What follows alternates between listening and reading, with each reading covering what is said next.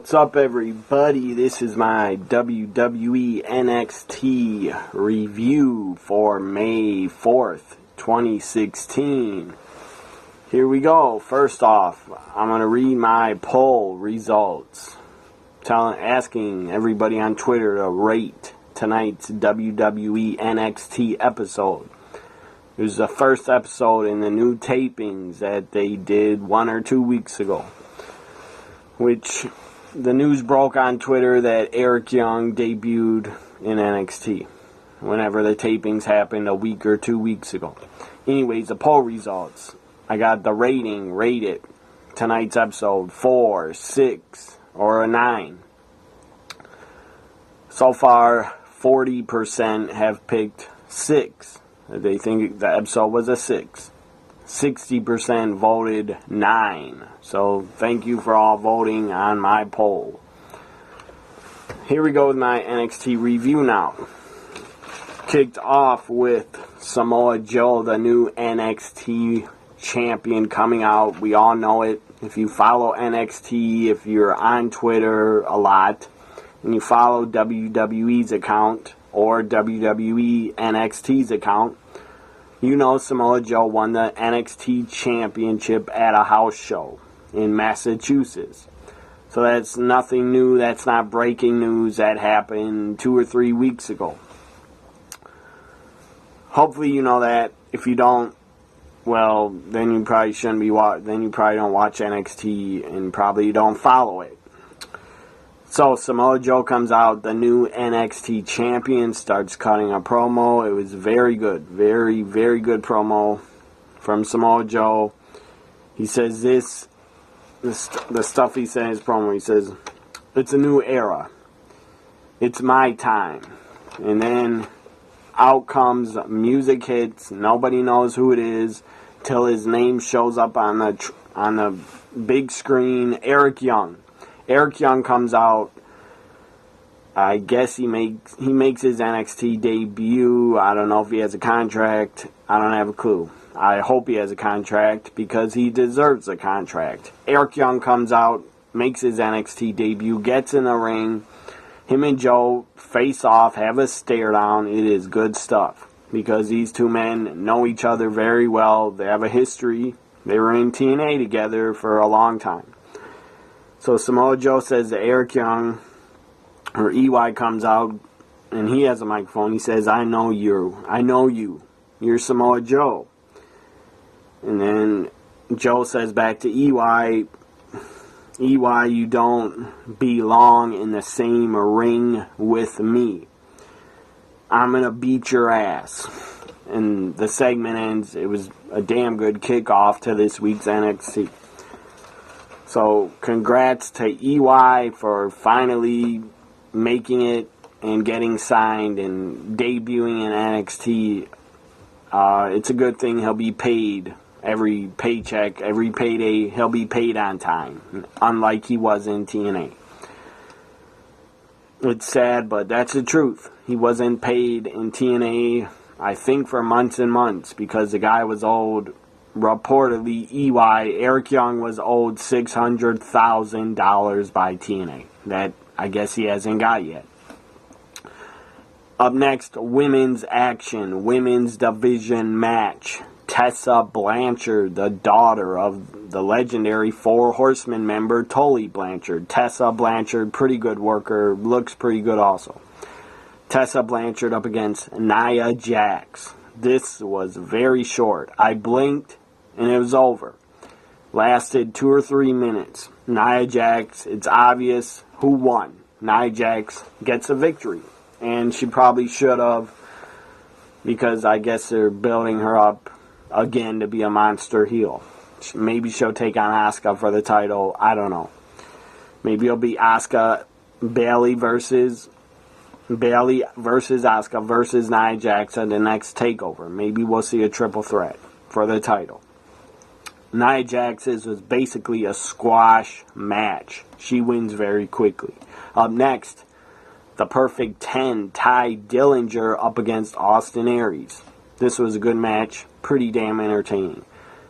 It was damn good. Austin Aries, Ty Dillinger, They both busted their ass. They both put on a good match. Austin Aries wins, no surprise there. He wins with hitting the 450 splash, one of his finishers. Up next, we had a highlight package from last week of the Revival attacking, or the Revival, a highlight package on what they did on last week's show. And then they bring up how the Revival wants a rematch against the current tag champs, American Alpha. We'll probably see a rematch at the next TakeOver. But it should be probably a gimmick match, probably a cage match, or 2 out of 3 falls, I think. So up next, then, we have a tag team match. The Revival up against the Hype Bros. This was pretty decent. It wasn't great, but it was decent. No surprise, the Revival wins. Good for them. They're a good tag team. That's all I got to say about them. I'm not a big fan of theirs, but they're a damn good tag team. Up next, we have an interview with Alex Riley. I didn't know this guy was still in the company, but he is. He's still in NXT, and I don't think he'll ever be back on the main roster, because if he is brought back to the main roster, Alex Riley, there'll be a spot for him to go straight to the main event and Superstars. That's where he would go. Alex Riley interview basically rips Nakamura, says he's not afraid of his strong style. He doesn't even know what the strong style means, and that Alex Riley's way bigger than Nakamura, that he's going to basically squish him like a bug and defeat him very easily. Next week, it's Nakamura against Alex Riley. So Alex Riley was hyping their match. I'm surprised Alex Riley has not been released yet. I don't think he should be released, but I'm surprised he hasn't been. Up next, a No Way Jose video. His entrance, basically his entrance music and his video played, and they said No Way Jose. His music hit, he comes out, he has a match. The crowd was really into No Way Jose. They're popping big for him, marking out for him, probably trying to put themselves over as a crowd, because that's what Full Sail does a lot of the times. Just wanting to get themselves over and their chance on the network. But whatever, the crowd was having fun. I don't blame them. They were probably just having fun. Chanting No Way Jose and Ole Ole Ole chants, I believe, and some other chants. No Way Jose up against some jobber. I don't know the guy's name. I didn't catch his name. No Way Jose wins. No surprise there. Up next, we have an Austin Aries interview with the beautiful, gorgeous, pretty damn sexy Kathy Kelly is interviewing Austin Aries. He basically says he's just getting started in NXT. Up next, then, now the main event is next. Eric Young up against the NXT champion Samoa Joe. This was a damn good main event. It wasn't the best main event I've seen, but it was pretty damn good. It was great to see EY in an NXT ring in his first match. That was great to see, because the guy deserves it. If you're not a fan of TNA, if you never watched TNA, if you hate TNA with a passion, you still gotta respect Eric Young and what he did in TNA. The guy busted his ass there for over 12 years. So he deserves an opportunity in NXT and on the main roster, in my opinion. The guy deserves an opportunity because he's busted his ass. So EY versus Samoa Joe's the main event. As I said, it was pretty damn good. EY showed a lot of fight in him, a lot of heart. The guy would not quit. He kicked out a couple times, would not give up. But Samoa Joe, as a champion, as a heel champion, Samoa Joe looked awesome. He looked unstoppable. He looked on his A game. The guy looked like a mean, old school, nasty, badass heel. And that was awesome to see. Samoa Joe, he's changed his attitude. Well, he's been a heel for a while. He snapped at NXT TakeOver Dallas, and tonight Samoa Joe looked on his A game. The guy looked awesome. The stuff he did was awesome. So, and Samoa Joe did a dive during the match took a dive to the outside. That was damn impressive. Because Joe is not a cruiserweight, so pretty damn impressive anytime Samoa Joe does a high-flying move, dive to the outside of the ring. And that got big NXT chants when Samoa Joe dove through the second rope. The finish was Samoa Joe hitting, Eric Young before the finish hit a flying elbow drop off the top rope. That was pretty cool, and that was good to see. Finish was Samoa Joe hitting first. Eric Young ran the corner. Samoa Joe was in the corner. Joe, I don't know what the move is called. Joe grabs him by the neck, slams him down on his back. That's an awesome move. Samoa Joe's been doing that for years. And then he put him in the other corner. Set up EY for the muscle buster.